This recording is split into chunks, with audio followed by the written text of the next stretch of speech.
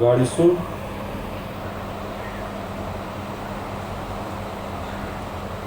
જૂના કરારમાં પુનઃ નિયમનું પુસ્તક, તેનો 30મો અધ્યાય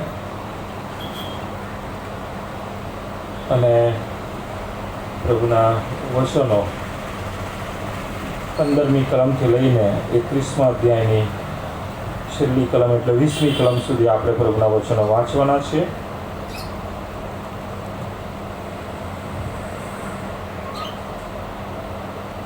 પુનઃ નિયમનું પુસ્તક, પાન નંબર 190, 30મો અધ્યાય અને 15મી કલમથી 20મી કલમ સુધી પ્રભુનું વચન આ પ્રમાણે જણાવે છે.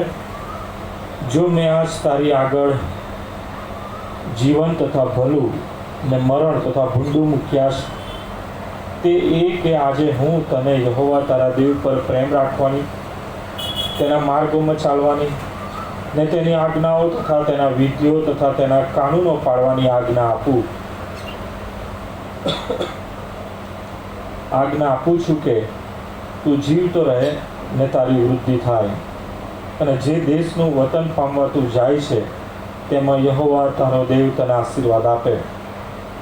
પણ જો તારું હૃદય ભટકી જાય ને તું નહીં સાંભળે ને અવળે માર્ગે આકર્ષાઈને અન્ય દેવોનું ભજન તથા તેઓની સેવા કરે, તો હું આજ તને જાહેર કરું છું કે તમે જરૂર મરશો. જે દેશનું વતન પામવાને તું યર્દન ઉતરીને જાય છે તેમાં તમે ઘણા દિવસ નહીં કાઢશો. હું આજે આકાશને તથા પૃથ્વીને તમારી સામે સાક્ષી રાખું છું કે મેં આજે તારી આગળ જીવન તથા મરણ, આશીર્વાદ તથા શાપ મૂક્યા છે. માટે જીવન પસંદ કર કે તું તથા તારા સંતાન જીવતા રહે. યહોવા તારા દેવ પર પ્રીતિ રાખવાનું, તેની વાણી સાંભળવાનું ને તેને વળગી રહેવાનું પસંદ કર, કેમ કે તે તારું જીવન તથા તારા આયુષ્યની વૃદ્ધિ છે. એ સારું કે જે દેશ તારા પિતૃઓને એટલે ઇબ્રાહીમને, ઈસાકને તથા યાકૂબને આપવાને યહોવાએ તેની આગળ સમ ખાધા, તેમાં તું વાસો કરે. આ પ્રભુનું વચન છે. આ સમયના માટે ઈશ્વર પિતાનો પુષ્કળ આભાર માનું છું. અને મે માસના છેલ્લા રવિવારને આપ સર્વને એમની સલામ પાઠવતા આજની સંગતમાં આવકાર કરું છું. છેલ્લા ઘણા સમયથી આપણે ઇઝરાયલ પ્રજાના પ્રવાસ વિશે પ્રભુના વચનો મનન કરી રહ્યા છે, અને આજે આપણે એ બાબતનો આ છેલ્લો સંદેશો આપણે સાંભળવા જઈ રહ્યા છે. અને પ્રભુ એ માટે મને કૃપા આપી, એ માટે ઈશ્વર પિતાનો પુષ્કળ આભાર માનું છું. આપ સર્વની પ્રાર્થનાઓના માટે પણ, પ્રેમના માટે, સાહસકના માટે પણ આપ સર્વનો આભાર માનું છું. જે રીતના અત્યાર સુધી પ્રભુએ ઇઝરાયલ પ્રજાને મિસરની ગુલામગીરીની પરિસ્થિતિમાંથી છુટકારો આપીને અરણ્યની અંદર જે પ્રમાણે દોર્યા, અને આપણે જોઈ ગયા કે 40 વર્ષ પ્રભુએ એમને અરણ્યમાં ત્યાં એમની સાથે પ્રભુ રહ્યા, ઘણા ચમત્કારો કર્યા, ઘણી બધી એવી બાબતો સંકટરૂપી આવી કે જેના કારણે ઇઝરાયલ પ્રજામાંના ઘણા બધા લોકો નાશ પામ્યા જુદી જુદી રીતના.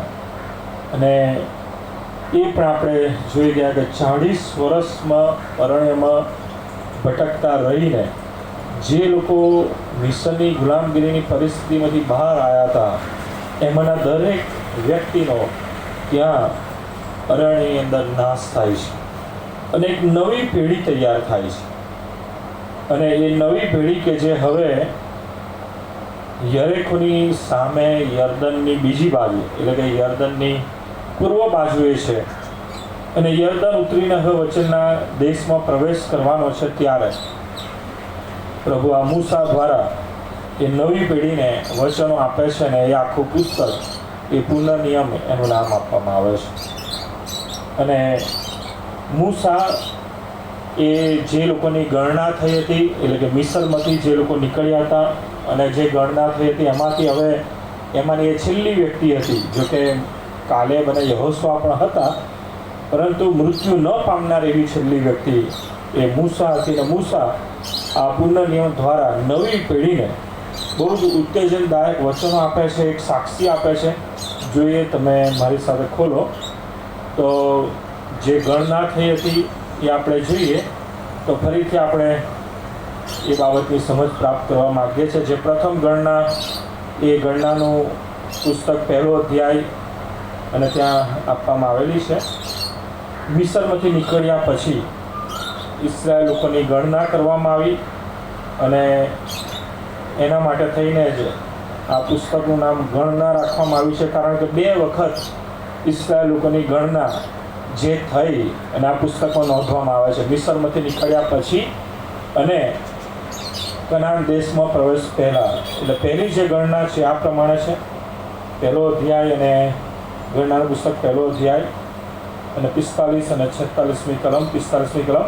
અને ઇસ્રાયેલ પુત્રોમાંના જે સર્વની ગણના તેઓના બાપુના ઘર પ્રમાણે થઈ, એટલે 20 તથા તેથી વધારે વર્ષની ઉંમરના જેટલા લડાઈમાં જવાને શક્તિમાન હતા તેઓની ગણના 6,03,550ની થઈ. 6,03,550 કે જે લડવૈયા હતા, 20 વર્ષની ઉપરના લડવાને માટે જે તૈયાર હતા એવા લોકોની ગણના થઈ. સ્ત્રીઓ અને બાળકોની નહીં, એ ગણનામાં સામેલ નથી. પરંતુ આપણે જોઈ શકીએ છીએ કે આ પ્રથમ ગણના અને ત્યારબાદ બીજી જે ગણના છે એ ગણનાનું પુસ્તક 26મો અધ્યાય અને 51મી કલમ જોઈએ. ગણના 26મો અધ્યાય અને 51મી કલમમાં એ બીજી જે ગણના આપવામાં આવી કે 40 વર્ષ પછી, એટલે કે અરણ્યની અંદર ઇસ્રાયેલ પુત્રો 40 વર્ષ ભટકતા રહ્યા અને ત્યાર પછી જ્યારે 40 વર્ષ પછી જે ગણના થઈ આ પ્રમાણે છે. ગણના 26:51મી કલમ.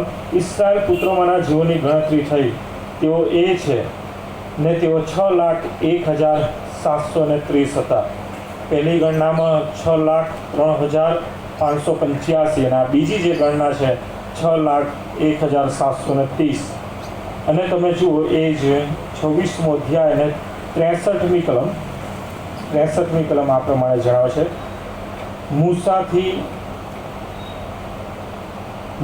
મૂસાથી તથા ઇલાઝાર યાજકથી જેઓની ગણતરી થઈ તેઓ એ છે. એટલે કે મૂસા અને ઇલાઝાર યાજકે આ બીજી ગણના કરી.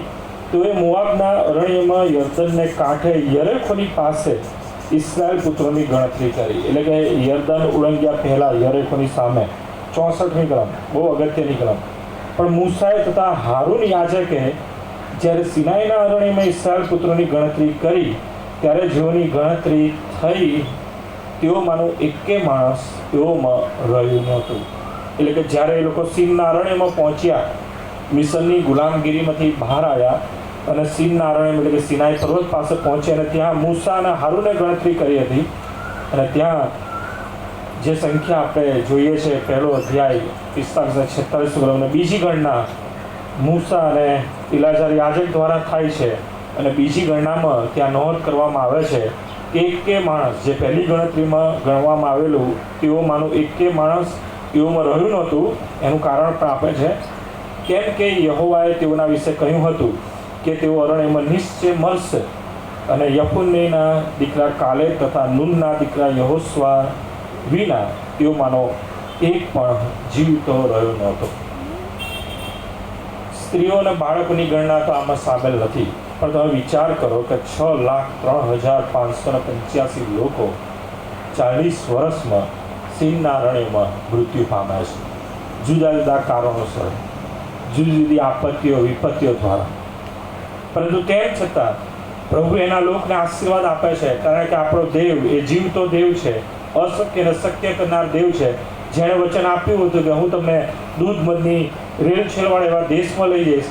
અને જે લોકોએ એ દેવનો ત્યાગ કર્યો અને પોતાના બાળકો માટે એવું કહ્યું કે અમારા બાળકો તો અરણ્યમાં મરી જશે, લૂંટરૂટ થઈ જશે, એવી નવી પેઢીને પ્રભુ એ યર્દનની બીજી બાજુ એટલે કનાન દેશમાં લઈ જાય છે. અને એવા લોકોની ગણના છે 6,01,730 કે જે નવી પેઢી હવે આગળ યહોશવાની આગેવાનીમાં તેઓ પ્રવેશવાના છે. પુનઃનિયમનું પુસ્તક 1લો અધ્યાય, ત્યાંથી કેટલાક વચનો વાંચીએ.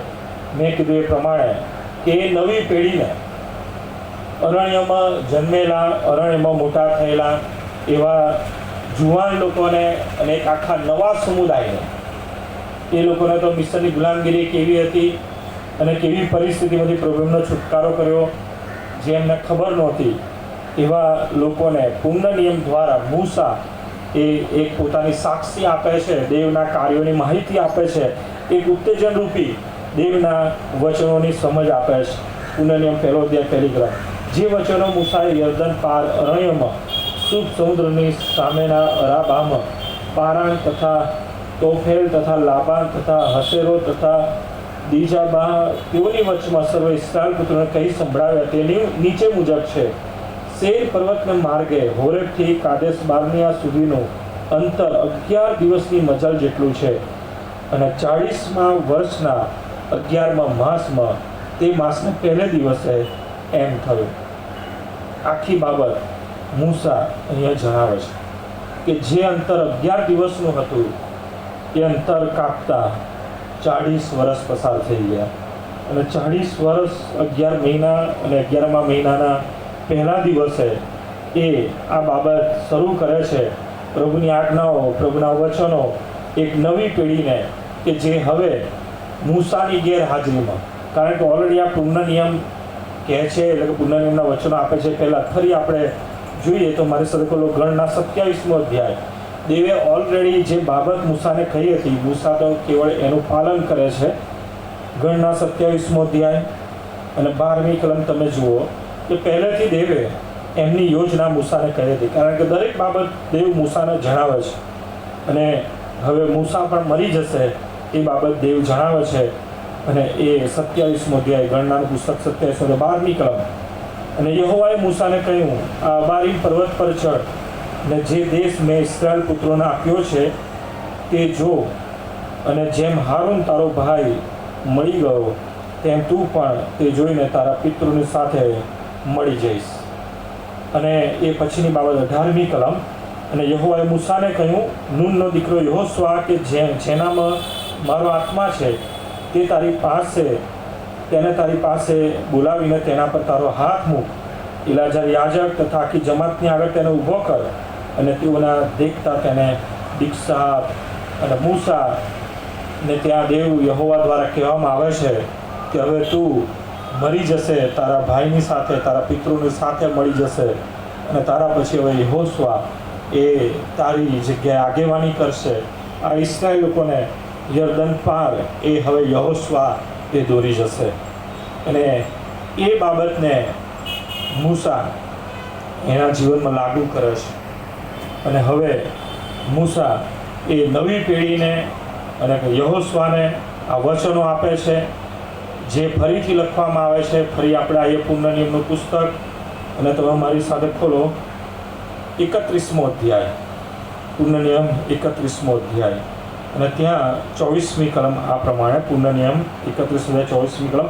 અને જ્યારે મૂસા આ નિયમના વચનો પરથી ઇતિ સુધી પુસ્તકમાં લખી રહ્યો ત્યારે એમ થયું કે મૂસાએ યહોવાનો કરાર કોષ ઉચકનારા લેવીઓને આજ્ઞા આપી કે આ નિયમનું પુસ્તક લો ને યહોવા તમારા દેવના કરાર કોષની બાજુમાં રાખી મૂકો, તે તમારી વિરુદ્ધ સાક્ષી તરીકે ત્યાં રહે. અને મૂસા એ આશીર્વાદની બાબતો ત્યાં આપે છે 32મો અધ્યાય. અને પછી આપણે જોઈએ છે કે 32મા અધ્યાયમાં જ 48મી કલમ, 32મો અધ્યાય 48મી કલમ. અને તેને તે જ દિવસે યહોવાએ મૂસાને કહ્યું કે આ અબારીમ પર્વતમાં નબો પહાડ જે મોઆબ દેશમાં યરીકોની સામે છે તે પર તું ચઢ અને જે કનાન દેશ હું ઇસ્રાએલ પુત્રનું વતન તરીકે આપું છું તે જો. અને જે પર્વત ઉપર તું ચડે છે ત્યાં તું મરી જા ને તારા પિતરોની સાથે મળી જા, જેમ તારો ભાઈ હારૂન હોર પર્વત પર મરી ગયો ને પોતાના પૂર્વજોની સાથે મળી ગયો તેમ. અને એ પ્રમાણે ત્યાં આપણે જોઈએ છે કે મૂસાનું મરણ ત્યાં નબો પર્વત ઉપર થાય છે. અને યહોવા દેવ એ મૂસાને લઈ લે છે. અને હવે આપણે જોઈએ છીએ કે યહોશુઆ એ આગળ આગેવાની આપે છે અને ઇસ્રાએલ લોકોનો દોરનાર એ યહોશુઆ બને છે.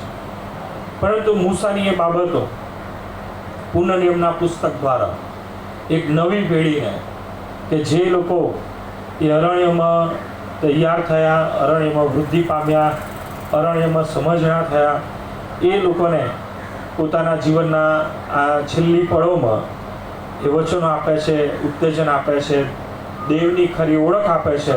અને આખા પુનઃનિયમના પુસ્તકમાં એ બાબત આપણે જોઈ શકીએ છીએ. ઇઝરાયલ લોકો મિસરની ગુલામગીરીની પરિસ્થિતિ બહાર આવ્યા ત્યારથી લઈને જે યરીખોની સામે યર્દનની પૂર્વ બાજુએ છે ત્યાં સુધીની દરેક બાબતો પુનઃનિયમના પુસ્તકમાં નોંધવામાં આવી છે. અને જાણે કે ફરીથી જે બાબતો નિર્ગમન, લેવી અને ગણનામાં થઈ હતી એમાંની કેટલીક બાબતો લઈને આ પુનઃનિયમમાં ફરીથી જાણે કે રિપીટ થઈ રહી છે, એનું પુનરાવર્તન થઈ રહ્યું છે, એવું આપણે જોઈ શકીએ છીએ. એટલા પુસ્તકનું નામ આપવામાં આવ્યું પુનઃનિયમ. ફરીથી એ બાબતો સ્મરણમાં લાવવામાં આવે છે. પરંતુ ગણના સુધી જે લોકો હતા એ લોકો, ઇસ્રાયેલ લોકો, તો એ તો નાશ પામ્યા. એ 40 વર્ષમાં એ 6 લાખથી વધારે લોકો એ મૃત્યુ પામ્યા. અને હવે 6 લાખથી વધારે જે ઇસ્રાયેલી લોકો છે જેમની ગણના થઈ છે, એક નવી પેઢી છે. અને એવા લોકોને પ્રભુ પસંદ કરે છે વચનના દેશમાં લઈ જવાના માટે. અને એ લોકોને મૂસા કહે છે 15મી કલમથી, જે આપણો શાસ્ત્ર ભાગ છે, પુનઃનિયમ 30મો અધ્યાય 15મી કલમ, જો આજ મેં તારી આગળ જીવન તથા ભલું, મરણ તથા ભૂંડું મૂક્યા છે, તે કે આજે હું તને યહોવા તારા દેવ પર પ્રેમ રાખવાની, તેના માર્ગોમાં ચાલવાની, તેની આજ્ઞાઓ તથા તેના વિધિઓ તથા તેના કાનૂનો પાળવાની આજ્ઞા આપું છું, કે તું જીવતો રહે અને તારી વૃદ્ધિ થાય, અને જે દેશનું વતન પામવા તું જાય છે તેમાં યહોવા તારો દેવ તને આશીર્વાદ આપે. આ જે આશીર્વાદની બાબત છે, એટલે કે જીવનનો આશીર્વાદ, વ્યક્તિનું આયુષ્ય કેટલું. ખરેખર તો જ્યારે આદમે પાપ કર્યું ત્યાં જ આદમ હવાના એ પાપના કારણે એમના જીવન ઉપર અંકુશ લાગી ગયો. એ બાબત તેમના માટે નિમિત્ત બની ગઈ કે હવે તમારે મરવાનું છે. કેમ કે દેવનો ન્યાય હતો, દેવનું જજમેન્ટ, કે જે પાપ કર્યા પહેલાં આદમ હવાને આપવામાં આવ્યું હતું કે જો તમે એ વાડીના વચ્ચેના વૃક્ષનું ફળ ખાશો, એટલે કે ભલું ભૂંડું ઝાડના વૃક્ષનું ફળ ખાશો તો તમે તે જ દિવસે મરશો જ મરશો. પરંતુ આપણે જોઈએ છીએ કે આદમ હવા એ જીવતા રહેશે. અને ત્યાર પછી આપણે જોઈએ છીએ કે નૂહના સમયમાં દેવ ફરીથી જળ પ્રળયથી પૃથ્વીનો નાશ કરવાની જે બાબત પ્રભુ વિચારે છે, અને ત્યાં સમગ્ર જીવ સૃષ્ટિનો અંત આવ્યો છે એવું પ્રભુ જાહેર કરે છે. પરંતુ તેમ છતાં પ્રભુ એ નૂહ અને એના કુટુંબનો બચાવ કર્યો છે. પ્રભુ ઈચ્છે છે કે માણસ એ જીવતો રહે. આદમ હવાને જે આશીર્વાદ આપવામાં આવ્યો, ઉત્પત્તિ પુસ્તક 1લો અધ્યાય એની છેલ્લી જે કલમો છે ત્યાં પણ પ્રભુએ આ જ આશીર્વાદ આપ્યો કે તમે સફળ થાઓ, વધો, પૃથ્વીને ભરપૂર કરો. નૂહ અને એના કુટુંબને પણ પ્રભુએ જે આશીર્વાદ આપ્યો એ આશીર્વાદ એ જ હતો કે સફળ થાઓ, વધો, પૃથ્વીને ભરપૂર કરો. અને અહીંયા પણ ઇસ્રાયેલ લોકોને, અને કયા લોકોને, કે એક નવી પેઢી કે જે અરણ્યમાં હવે લોકો તૈયાર થયા છે અને હવે અરણ્યની પરિસ્થિતિમાંથી બહાર આવીને દૂધ મધની રેલછેલવાળા આશીર્વાદી સ્થાનમાં તેઓ જઈ રહ્યા છે, ત્યાં તેઓ પ્રવેશ પામી રહ્યા છે.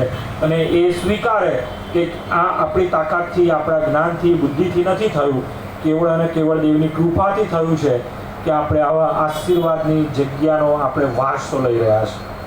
અને એ સમજાવતા ફરીથી મૂસા દ્વારા ઇસ્રાયેલ લોકોના વચનો આપવામાં આવે છે. જે બાબત આદમ હવાને કહી હતી, જે બાબત નૂહ અને એના કુટુંબને કહી હતી, એ જ બાબત અહીંયા જાણે કે રિપીટ થતી હોય એ પ્રમાણે મૂસા દ્વારા દેવ ઇસ્રાયેલ લોકોને કહી રહ્યા છે.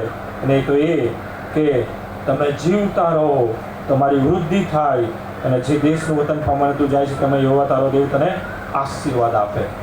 જીવનનો આશીર્વાદ, વૃદ્ધિનો આશીર્વાદ અને ભૌતિક બાબતોનો આશીર્વાદ.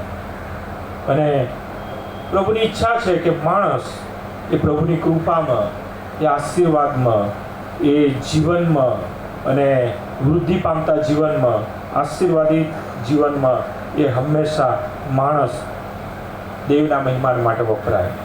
શું કરવાનું છે? ટર્મ્સ અને કન્ડિશન, એટલે કે જે નિયમો છે, જે એની શરતો છે, એ અગાઉથી દેવે જાહેર કરી છે. એ જ પ્રમાણે અહીંયા પણ મૂસા દ્વારા એ જાહેર કરવામાં આવે છે કે તમે જીવન પ્રાપ્ત કરશો, વૃદ્ધિ પ્રાપ્ત કરશો, આશીર્વાદ પ્રાપ્ત કરશો.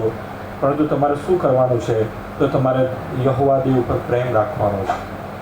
પ્રેમ કઈ રીતના જાહેર થાય? તો કહે છે તેના વચનો, તેની આજ્ઞાઓ, તેના હુકમો, તેના વિધિઓ, તેના કાનૂનો પાડીને તમે દેવ પરનો પ્રેમ જાહેર કરી શકો છો. તમે જો એ જ બાબત પ્રભુ ઈસુ ખ્રિસ્ત પણ ઈચ્છે છે. પ્રભુ ઈસુ ખ્રિસ્ત જ્યારે ગિરી પ્રવચનમાં જાહેર કરે છે કે તમે પક્ષીઓને જુઓ, પક્ષીઓનો વિચાર કરો, તે કશું રોપતા નથી કે લડતા નથી, વખારમાં ભરતા નથી, તો પણ પ્રભુ તેમનું પૂરું કરે છે. પ્રભુ ઈસુ જણાવે છે કે તમે પણ ઘણી ચકલીઓ કરતાં દેવની નજરમાં મૂલ્યવાન છે. પ્રભુ તમને ચાહે છે, પ્રભુ તમને પ્રેમ કરે છે, પ્રભુ તમને આશીર્વાદ આપવા માંગે છે. તમારે કશાની ચિંતા કરવાની નથી. પરંતુ ત્યાં પણ કેટલીક જે શરતોની બાબત છે, ટર્મ્સ કન્ડિશન છે, એ આપણે જોઈ શકીએ છીએ. યોહાનની સુવાર્તામાંથી આપણે જોઈએ એ વચનો જે પ્રભુ ઈસુ ખ્રિસ્ત કહે છે એ પ્રમાણે. યોહાનની સુવાર્તા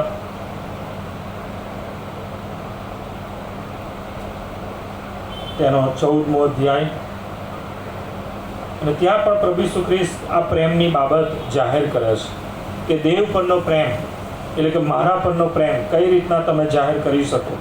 15મી કલમ 14મો અધ્યાય યોહાનની સુવાર્તા 14મો 15મી કલમ, જો તમે મારા પર પ્રેમ રાખો છો તો મારી આજ્ઞાઓ પાળશો. હજુ આગળ તમે જુઓ 21મી કલમ યોહાનની સુવાર્તા 14:21મી કલમ, જેની પાસે મારી આજ્ઞાઓ છે અને જે તેઓને પાળે છે તે જ મારા પર પ્રેમ રાખે છે, અને જે મારા પર પ્રેમ રાખે છે તેના પર મારો બાપ પ્રેમ રાખશે, અને હું તેના પર પ્રેમ રાખીશ અને તેની આગળ હું પોતાને પ્રગટ કરીશ. 23મી કલમ યોહાન 14 અને 23. ઈસુએ ઉત્તર આપ્યો કે જો કોઈ મારા પર પ્રેમ રાખતો હશે તો તે મારું વચન પાળશે, અને મારો બાપ તેના પર પ્રેમ રાખશે, અને અમે તેની પાસે આવીને તેની સાથે રહીશું. વારે વારે અહીંયા પ્રભુ ઈસુ ખ્રિસ્ત પણ એ જણાવે છે કે જો આપણે પ્રભુના વચનોની આધીનતામાં આવીએ છીએ, પ્રભુના વચનોની આધીનતામાં જીવન જીવીએ છીએ, તો એ દેવ પરનો પ્રેમ છે. જે વ્યક્તિઓ અહીંયા કુટુંબ તરીકે બેઠા છે, પતિ પત્ની તરીકેનો પ્રભુએ જે આશીર્વાદ કુટુંબ તરીકે આપ્યો છે, દરેકને ખબર હશે કે લગ્ન ગ્રંથિમાં કઈ રીતના વચનો આપવાના હોય છે, વચનોની આપ-લે કરવાની હોય છે. પહેલાં પુરુષ એ સ્ત્રીને વચન આપે છે કે સુખમાં દુઃખમાં, હા ગરીબાઈમાં કે ભરપૂરીપણામાં હું તારા પર પ્રેમ રાખીશ ને તારી સાથે રહીશ, એવી બાબત. અને જો એ પ્રમાણે વચનોની આધીનતામાં જીવન જીવવામાં આવે છે તો ખરેખર કૌટુંબિક જીવન બહુ જ આશીર્વાદિત બને છે. જેમ કહેવામાં આવે કે ના ભલે એ વચન આપ્યું હતું પણ હું તો આવું નહીં કરી શકું. જો બંને પાત્રોમાંથી, પતિ કે પત્નીમાંથી કોઈ એક વ્યક્તિ એવું જો એ માની લે કે ના ભાઈ મેં વચન આપ્યું હતું તો ભૂલથી અપાઈ ગયેલું, હું તો એ માનતો નથી, તો શું માનો છો એ કુટુંબ, એ ફેમિલી ટકી શકશે? અને એ વચનોની આધીનતામાં જીવન નહીં જીવવાના કારણે ઘણા બધા કુટુંબો ભંગિત થાય છે. ડિવોર્સની બાબત ઊભી થાય છે, છૂટાછેડાની બાબતો એ કુટુંબને ભંગિત કરે છે. અને એવું જ કંઈક અહીંયા પણ આપણે જોઈ શકીએ છીએ. દેવ ઈચ્છે છે કે માણસ એ જીવનનો આશીર્વાદ પ્રાપ્ત કરે, વૃદ્ધિનો આશીર્વાદ પ્રાપ્ત કરે, અને જગતમાં જે કંઈ બધું જ છે, ઉત્પત્તિના પુસ્તકમાં પહેલાથી અમે જેમ જોઈએ છીએ એ પ્રમાણે પ્રભુએ જે સૃષ્ટિ ઉત્પન્ન કરી દરેક બાબતોનો માણસ એ આશીર્વાદ પ્રાપ્ત કરે, તેનો ઉપભોગ કરે, અને એ સર્વમાં એ પ્રભુને મહિમા આપે કે પ્રભુ તારો આભાર, પ્રભુ તે મને આપ્યું, તે મને સંભાળ્યો, સાચવ્યો, રક્ષા જતન કર્યું, માટે તારો આભાર. એથી વિશેષ દેવ બીજું કશું જ ઈચ્છતા નથી. પ્રભુ ઈચ્છે છે કે આપણે એની આધીનતામાં જીવન જીવે. અહીંયા પણ નવા કરારમાં પણ પ્રભુ ઈસુ ખ્રિસ્ત કે જે આપણને જીવન મળે એ માટે થઈને એ દેવનું હલવાન બનીને જગતમાં આવે છે. યોહાન 3:16 પ્રમાણે પ્રભુએ આપણને આશીર્વાદ આપ્યો, અને આશીર્વાદનું કારણ કે પ્રભુ આપણને પ્રેમ કરે છે. જેમ પ્રભુ ઇસ્રાયેલ લોકોને પ્રેમ કરે છે અને એમને બચાવવા માટે પ્રભુ એ કાર્યરત બને છે, એ જ પ્રમાણે આજે પણ પ્રભુ આપણને પ્રેમ કરે છે, અને આપણે સ્વીકારીએ અને આપણે જાહેર કરીએ એ આપણે એ બાબત સ્વીકારે છે, કારણ કે આપણે પોતે એના ભાગીદાર થયા છે. આપણે બધા જ એ બાબત સ્વીકારે છે કે પ્રભુ ઈસુ ખ્રિસ્ત એ મારા ઉદ્ધારનાર, તારનાર બનીને આ જગતમાં આવ્યા, ગભાણે જન્મ્યા, અને વધસ્તુ પર એમણે મારા પાપોની માફીના માટે થઈને પોતાનું બલિદાન આપ્યું. એ બલિદાનમાં, એ વહેતા રક્તમાં મને મારા પાપની માફી મળી છે, મારો ઉદ્ધાર થયો છે, મારું તારણ થયું છે, અને હવે મને સ્વર્ગમાં જીવન મળશે. એ ખાતરી, એ આશા પ્રભુ ઈસુ ખ્રિસ્તમાં આપવામાં આવી છે. અને જો આપણે આધીનતામાં પ્રભુના પ્રેમમાં જીવન જીવીએ છીએ તો વાલાઓ ચોક્કસ એ આશીર્વાદ આપણને મળવાનો છે. એનાથી આપણને કોઈ જ જુદા પાડી શકે એમ નથી. જેમ ઇસ્રાયેલ પ્રજાને મૂસા દ્વારા જે વચનો આપવામાં આવ્યા કે તમે જો પ્રભુની આધીનતામાં જીવન જીવશો તો ચોક્કસ પ્રભુ તમને આશીર્વાદ આપશે. કેવો આશીર્વાદ આપશે તો જોઈએ.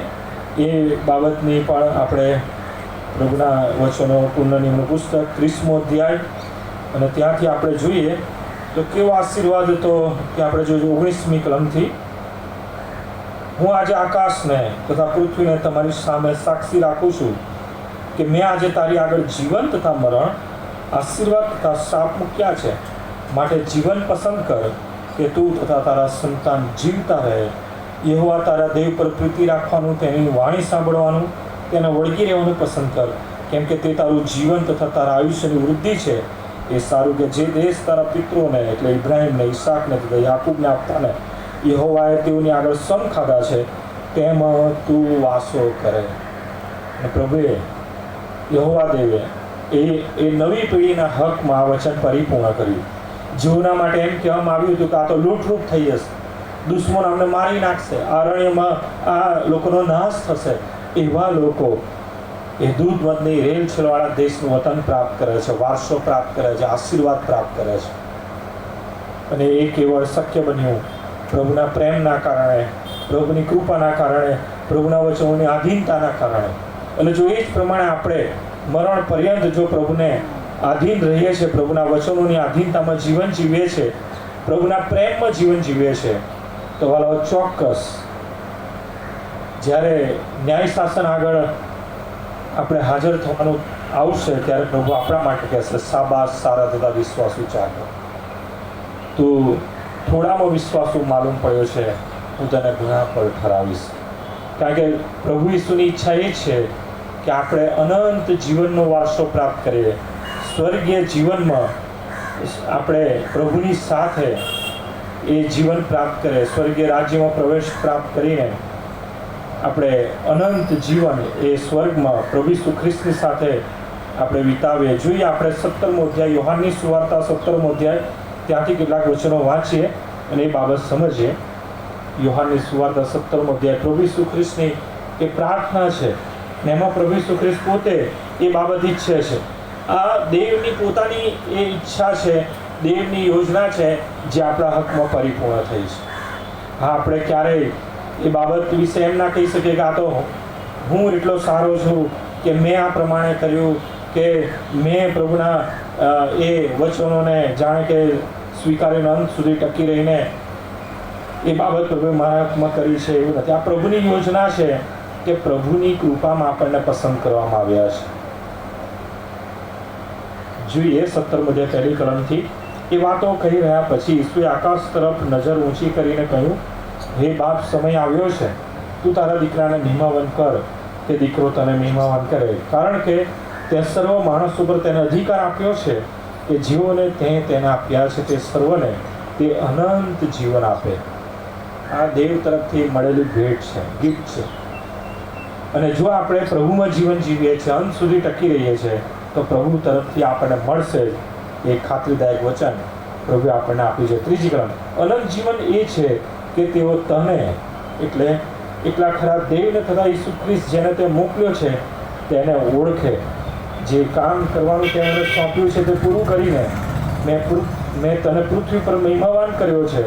અને હવે હે બાપ, જગત ઉત્પન્ન થયા અગાઉ તારી સાથે જે મહિમામાં હું હતો, જે મહિમા હું ભોગવતો હતો, તે વડે તું હમણાં પોતાની સાથે મને મહિમાવાન કર.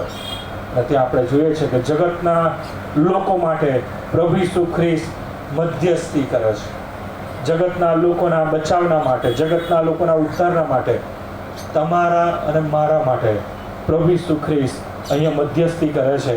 ત્યાં ખરેખર આપણે આ શબ્દ પ્રયોગમાં આપણે આપણું નામ મૂકી શકીએ છીએ કે પ્રભુ મારા માટે, હા સ્ટેનલીના માટે આ મધ્યસ્થી કરે છે. સ્ટેનલીનો નાશ ન થાય. સ્ટેનલીની પસંદગી પ્રભુ દ્વારા થઈ છે કે પ્રભુના રાજ્યમાં એ પ્રવેશ પામે અને અનંત જીવન પ્રાપ્ત કરે. ભલાઓ ઇસ્રાયેલ લોકોને પ્રભુએ જે વચન આપ્યું મૂસાની આગેવાનીમાં એ પ્રમાણે પ્રભુએ વચન પરિપૂર્ણ કર્યું. એ વચનનો દેશ, કનાન દેશ, દૂધ મધની રેલછેલવાળો દેશ પ્રભુએ એના બાળકોને આપ્યો. અને એ જ ઉત્તમ આશીર્વાદની બાબતો, એટલે કે સ્વર્ગીય રાજ્યમાં આપણને પ્રવેશ આપવાની જે બાબતો છે, યોહાનની સુવાર્તા 14મા અધ્યાયમાં જેમ લખ્યું છે, પ્રભુ ઈસુ ખ્રિસ્ત કહે છે, હું તમારા માટે જગા તૈયાર કરવાને જાઉં છું. હા, ચોક્કસ ભૌતિક વાના અને આ જગતમાં રહીને જ્યાં સુધી આપણે માનવીય જીવન જીવે છે ત્યાં સુધી પ્રભુની પસંદગીમાં આપણને આશીર્વાદો છે. પ્રભુએ આપણને જીવન આપ્યું છે, ઉત્તમ સારા વાના આપ્યા છે, ભૌતિક વાના આપ્યા છે. ચોક્કસ આપણે પોતાના માટે એમ કહી શકીએ કે પ્રભુ મને પણ એવું જીવન આપ્યું છે કે દૂધ બની રેલછેલવાળા એ આશીર્વાદો કે જે ઇસ્રાયેલ લોકોને મળ્યા, એવા જ આશીર્વાદો પ્રભુએ આપણને આપણી જગ્યાએ, આપણા દેશમાં, આપણા ઘરમાં આપ્યા છે, આપણા જીવનોમાં આપ્યા છે. પણ વાલાઓ, એ માટે પ્રભુનો આભાર માનીએ કે એનાથી પણ ઉત્તમ બાબત પ્રભુએ આપણા માટે વિચારી રાખી છે કે સ્વર્ગીય જીવન.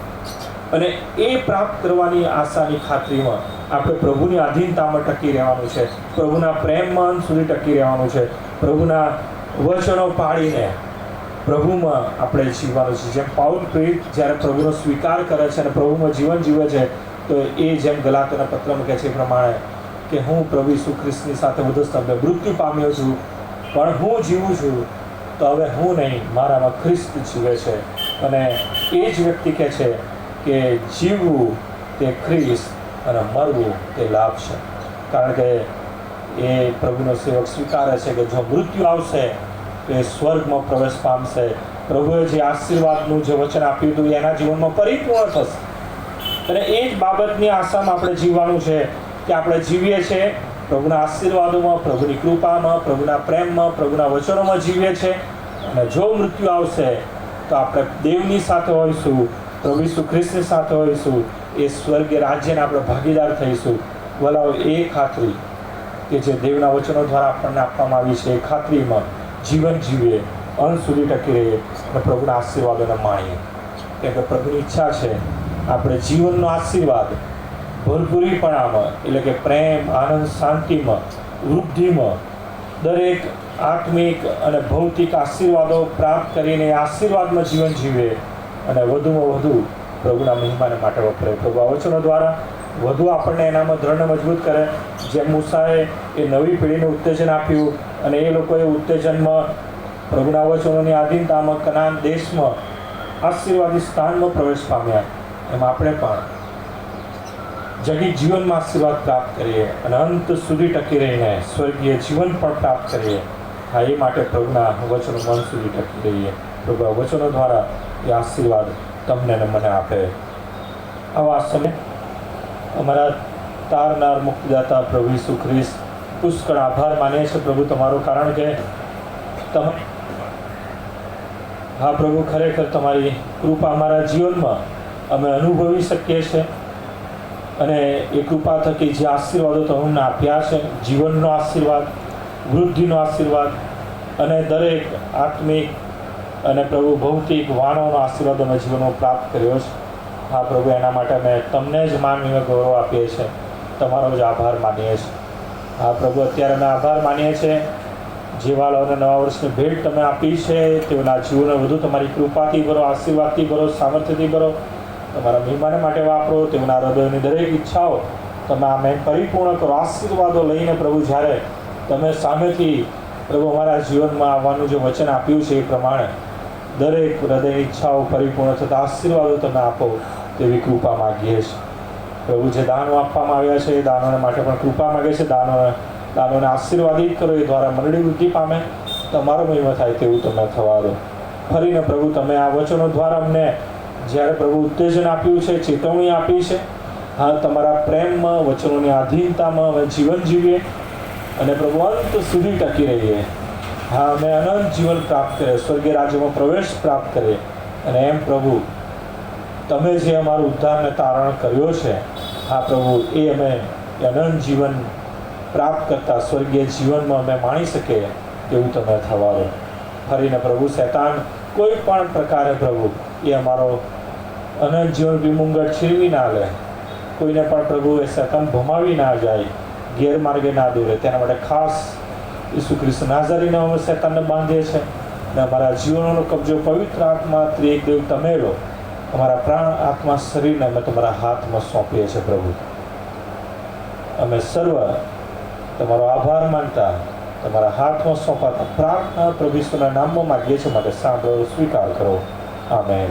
આપણે આપણી જગ્યા પર ઊભા થઈશું અને પ્રભુની શીખેલી પ્રાર્થના આપણે મોટા અવાજે એક સાથે આપણે બોલીશું.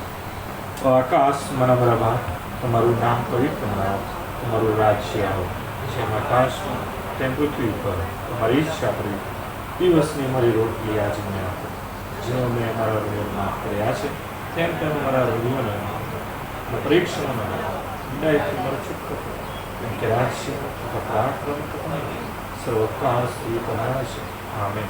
અને હવે આપણા તારનાર મુક્તિદાતા પ્રભુ ઈસુ ખ્રિસ્તની કૃપા, દેવ બાપનો માપ પ્રેમ, પવિત્ર આત્માની મીઠી મધુરી સતત સાર્વત્રિક સંગત આ પ્રભુની મંડળીની સાથે, પ્રભુના પસંદ કરેલા લોકની સાથે, આ જેઓ પ્રભુના વચનોની આધીનતામાં જીવન જીવે છે, દરેકની સાથે હમણાંથી સદા સર્વકાળ સુધી રહો. આમેન.